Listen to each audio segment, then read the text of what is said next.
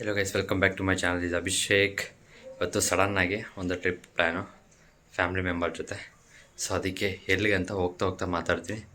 ಈಗ ಪ್ರೆಸೆಂಟು ಈ ಥರ ನನ್ನ ಔಟ್ಲುಕ್ಕು ನೋಡ್ಕೊಬಿಡಿ. ಚಿಕ್ಕದೊಂದು ಬ್ಯಾಗ್ ಲಗೇಜ್ ಇದೆ, ಒಂದೆರಡು ಜೊತೆ ಬಟ್ಟೆ ಆ್ಯಂಡ್ ರೈಡಿಂಗ್ ಜಾಕೆಟ್, ಶೂಸು, ಮತ್ತು ಬೈಕಲ್ಲಿ ಹೋಗುವಾಗ ಇನ್ನೊಂದು ಬ್ಲಾಗ್ ಮಾಡ್ತೀನಿ. ಇಷ್ಟು ದೂರ ಬಂದಮೇಲೆ ವಿಡಿಯೋ ಮಾಡ್ತಿದ್ದೀನಿ. ಯಾಕಪ್ಪ ಅಂತಂದರೆ ನೈಟ್ ಫುಲ್ಲು ಏನೂ ಕಾಣಿಸಲ್ಲ, ಅದಕ್ಕೆ ವಿಡಿಯೋ ಮಾಡೋಕ್ಕಾಗಿಲ್ಲ. ಇಲ್ಲಿ ಇವಾಗ ಊಟದ ಬ್ರೇಕು. ಇಲ್ಲೊಂದು ಗಾಡಿ ನೋಡಿದೆ, ವಿಚಿತ್ರವಾದ ಗಾಡಿ. ಯಾವುದಂತ ತೋರಿಸ್ತೀನಿ ನೋಡಿ ನಿಮಗೆ. ಗಾಡಿ ನೋಡಿ ಯಾವ ಥರ ಇದೆ. ಇಂಥ ಗಾಡಿ ನಾನು ಯಾವತ್ತೂ ನೋಡಿಲ್ಲ, ಇದೆ ಫಸ್ಟ್ ಟೈಮ್ ನೋಡ್ತಿರೋದು. ಇದು ನಮ್ಮ ಗಾಡಿ. ಇದು ಚೆನ್ನಾಗಿದೆ, ಆ್ಯಂಬಿಯನ್ಸ್ ಎಲ್ಲ ಒಳ್ಳೆ ರೆಸ್ಟೋರೆಂಟ್ ಹತ್ರನೇ ಫುಡ್ಗೆ ಹಾಕಿದ್ದೀವಿ. ಏನೇನು ಫುಡ್ ತೊಗೊತೀವಿ ತಿಂತೀವಿ ಅಂತ ನೋಡೋಣ. ಆ್ಯಕ್ಚುಲಿ ಅರ್ಧ ಆಗಲೇ ನಾವು ಕಂಪ್ಲೀಟ್ ಮಾಡಿಬಿಟ್ಟಿದ್ದೀವಿ. ಇನ್ನು 180 ಕಿಲೋಮೀಟರ್ಸ್ ಏನೋ ಸಮಥಿಂಗ್ ಅಷ್ಟೇ ಇದೆ ಡಿಸ್ಟೆನ್ಸು. ಮೇ ಬಿ ಒಂದು 12:30 1 o'clock ರೀಚ್ ಆಗ್ತೀವಿ ಧರ್ಮಸ್ಥಳ. ಇಲ್ಲಿ ಮಾತ್ರ ಈ ಗಾಡಿ ಮಾತ್ರ ವಿಚಿತ್ರವಾಗಿದೆ, ಚೆನ್ನಾಗಿದೆ ಆ್ಯಂಬಿಯನ್ಸ್ ಎಲ್ಲ. ಒಳ್ಳೆ ಹೋಟ್ಲು ನೋಡಿ, ಹೋಟ್ಲು ಚೆನ್ನಾಗಿದೆ. ಜ್ಯೂಸ್ ಐಟಮು, ಪ್ಲೇ ಏರಿಯಾ, ನಮ್ಮ ಅರಮನೆ ಸಹ ಇದೆ ನೋಡಿ ಅಲ್ಲಿ. ರೆಸ್ಟೋರೆಂಟು. ನನ್ನ ತಮ್ಮ ಫೋಟೋಶೂಟ್ ಮಾಡ್ತಾವನೆ.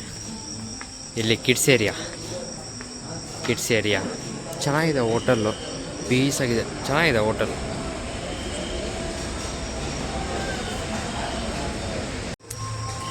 ಕ್ಯಾಮ್ರಾ ಗೋಪ್ರೋ ಹೆಲ್ಮೆಟ್ಗೆ ಹಾಕ್ಕೋಬೇಕಾಗಿತ್ತು, ಬಟ್ ಯಾಕಪ್ಪ ಅಂತಂದರೆ ಹಾಕ್ಕೊಳಕ್ಕಾಗಿಲ್ಲ. ಅದು ಮೌಂಟ್ ಸ್ವಲ್ಪ ಏನೋ ಅಡ್ಜಸ್ಟಬಲ್ ಇದರಿಂದ ಫೋನೆಲ್ಲ ಶೂಟ್ ಮಾಡ್ತಿದ್ದೀನಿ. ಇನ್ ಕೇಸ್ ಏನೋ ಪಾಸಿಬಲ್ ಆದರೆ ಗೋಪ್ರೋ ಫಿಟ್ ಮಾಡ್ಕೊಂಡು ರೈಡ್ ಮಾಡ್ತೀನಿ. ಚೆನ್ನಾಗಿತ್ತು ರೈಡ್ ಮಾತ್ರ, ಸಖತ್ತಾಗಿದೆ, ಪೀಸಾಗಿದೆ. ಒಳ್ಳೆ ಊಟ ತಿನ್ಕೊಬಿಟ್ಟು ಮತ್ತೆ ವಿಡಿಯೋ ಸ್ಟಾರ್ಟ್ ಮಾಡ್ತೀನಿ, ಜರ್ನಿ ಸ್ಟಾರ್ಟ್ ಮಾಡ್ತೀನಿ. ಇಡ್ಲಿ ಆರ್ಡ್ರು ಹೇಗಿದೆ ಅಂತ ತಿಂದು ನೋಡೋಣ.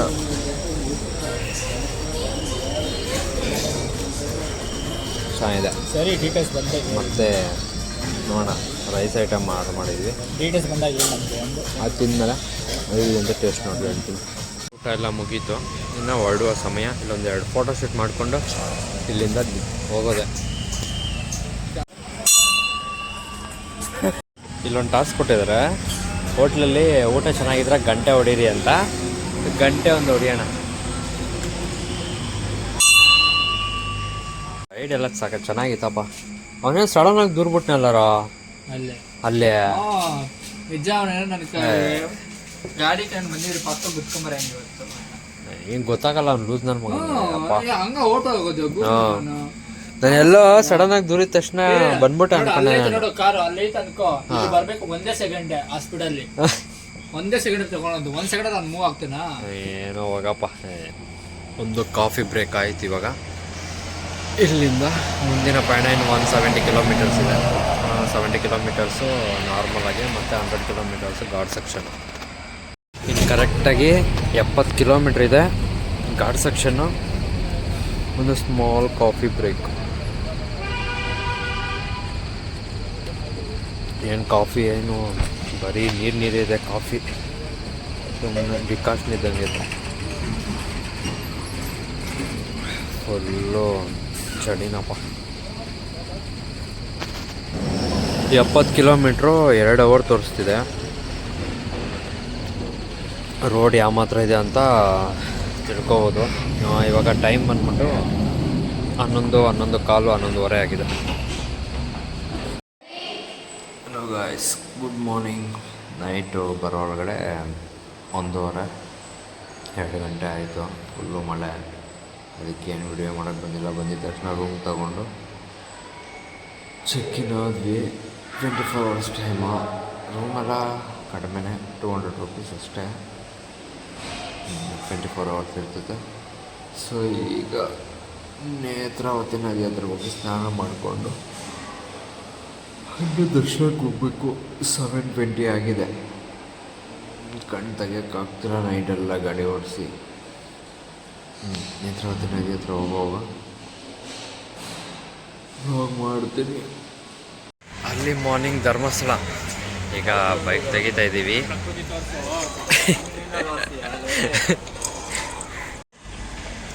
ಧರ್ಮಸ್ಥಳ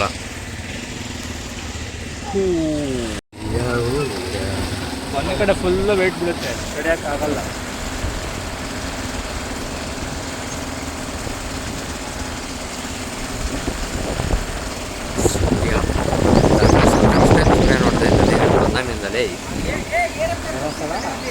ಫಸ್ಟ್ ಟೈಮ್ ನೋಡ್ತಾ ಇದ್ದೀನಿ ಸೂರ್ಯನ.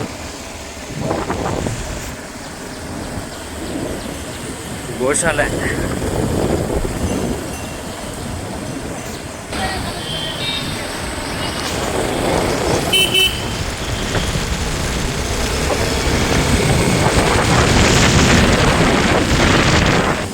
ಧರ್ಮಸ್ಥಳ. ಸ್ಟ್ರೈಟ್ ನಡಿ.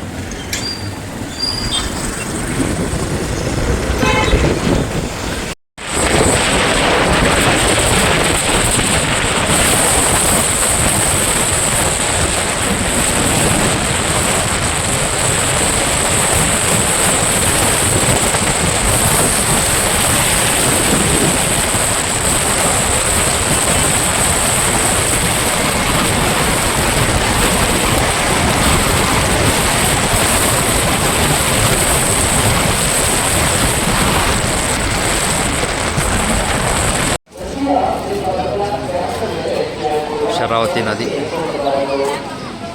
ಉಕ್ಕಿ ಹರಿತಾ ಇದೆ. ಅಲ್ಲೆಲ್ಲ ಇನ್ಸ್ಟ್ರಕ್ಷನ್ಸ್ ಕೊಡ್ತಿದ್ದಾರೆ. ನದಿ ಮಧ್ಯಕ್ಕೆಲ್ಲ ಹೋಗ್ಬಾರ್ದು ಅಂತ ಇನ್ಸ್ಟ್ರಕ್ಷನ್ಸ್ ಎಲ್ಲ ಫಾಲೋ ಮಾಡಬೇಕಿಲ್ಲ ಅಂದರೆ ಇಟ್ಕೊಂಡು ಹೊರಟೋಗ್ತಾರೆ ಇಲ್ಲಿಂದ ಪೊಲೀಸರು.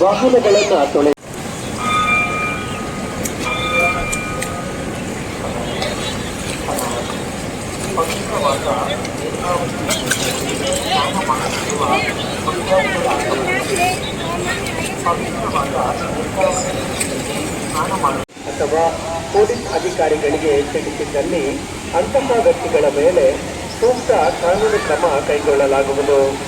ನದಿಯ ಪರಿಸರದಲ್ಲಿ ನಿಮಗೆ ಯಾವುದೇ ವ್ಯಕ್ತಿಗಳ ಬಗ್ಗೆ ಅನುಮಾನ, ಸಂಶಯಗಳು ಕಂಡುಬಂದರೆ ಹತ್ತಿರದಲ್ಲಿ ಇರುವ ಮಾಹಿತಿ ಕಚೇರಿಗೆ ಮಾಡಬಾರದು. ಸ್ನಾನ ಎಲ್ಲ ಮುಗೀತು. ಈಗ ತಾನೇ ಹೊರಡೋ ಸಮಯ ದೇವಸ್ಥಾನ ದರ್ಶನಕ್ಕೆ. ತುಂಬ ಲೇಟ್ ಆಗುತ್ತೆ, ಅದಕ್ಕೆ ಟಿಫನ್ ಒಂಚೂರು ಮಾಡ್ಕೊಂಡು ಹೊರಟೋಗೋಣ ಅಂತ ಟಿಫನ್ ತಿಂತಿದ್ವಿ. ಮಸಾಲೆ ದೋಸೆ ಪ್ರೆಸೆಂಟ್. ಈಗಲೇ ಪಂಚೆ ಗಿಂಚೆ ಎಲ್ಲ ಕಟ್ಕೊಂಡು ದರ್ಶನಕ್ಕೆ ಹೊರಡ್ತಾ ಇದ್ದೀವಿ. ಯಾವ ಥರ ಇದೆ ಔಟ್ಲುಕ್ ಅಂತ ತೋರಿಸ್ತೀನಿ ನೋಡಿ ಪಂಚೆಯಲ್ಲಿ.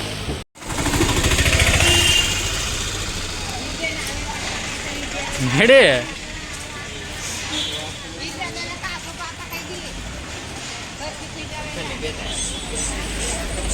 ಒಂದು 20 ನಿಮಿಷದಲ್ಲಿ ದರ್ಶನ ಆಗೋಗುತ್ತಪ್ಪ. ಎಷ್ಟು ಬೇಗ ದೇವ್ರ ಹತ್ರಕ್ಕೆ ಬಂದ್ಬಿಟ್ಟಿವಿ ನೋಡಿ. ಜನ ಕಡಿಮೆ ಇದ್ದಾರೆ ಇವತ್ತು, ದರ್ಶನನೂ ಬೇಗ ಹೋಗುತ್ತೆ. ಯಾರಾದರೂ ವಯಸ್ಸಾಗಿರೋರು ಕುತ್ಕೊಳ್ಳೋ ಕೂಡ ಚೇರ್ಗಳೆಲ್ಲ ಅವೈಲೇಬಲ್ ಇದೆ. ದರ್ಶನ ಎಲ್ಲ ಮುಗೀತು. ಇವಾಗ ಊಟಕ್ಕೆ ಹೋಗ್ತಿದ್ವಿ. ಊಟ ದರ್ಶನ ಮಾತ್ರ ಸಕ್ಕತ್ತಾಗಾಯಿತು. ಒಂದು ಹಾಫ್ ಆನ್ ಅವರ್ ಎಲ್ಲ ದರ್ಶನ ಆಗುತ್ತೆ. ಜನ ಎಲ್ಲ ಕಡಿಮೆ ಇತ್ತು. ಊಟಕ್ಕೆ ಎಲ್ಲರೂ ಕೊಡ್ತಾವ್ರೆ.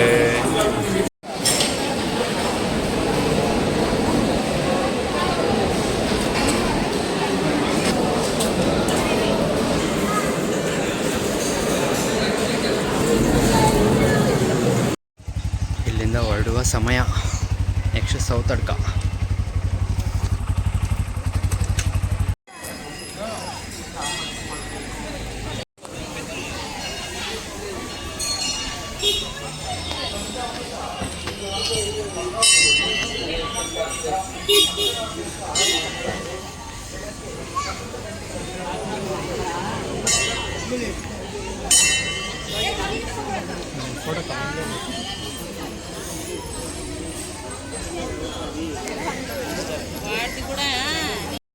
ಸೌತಡ್ಕ ಹತ್ರ ಸಹ ದರ್ಶನ ಚೆನ್ನಾಗಾಯಿತು.